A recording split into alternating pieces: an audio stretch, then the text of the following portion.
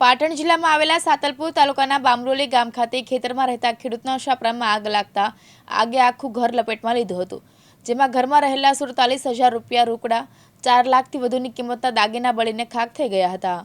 પાટણ જિલ્લાના સાંતલપુર તાલુકાના બામરોલી ગામ ખાતે ખેતરમાં રહેતા ઠાકોર સક્તાભાઈ સામતભાઈના ખેતર રહેવા માટે બનાવેલ કાચા છાપરાની અંદર આગ લાગવાથી 47,000 રૂપિયા રોકડા 4 લાખથી વધુની કિંમતના દાગીના બળીને ખાખ થઈ જતા ખેડૂત ઉપર આફત આવી પડી હતી।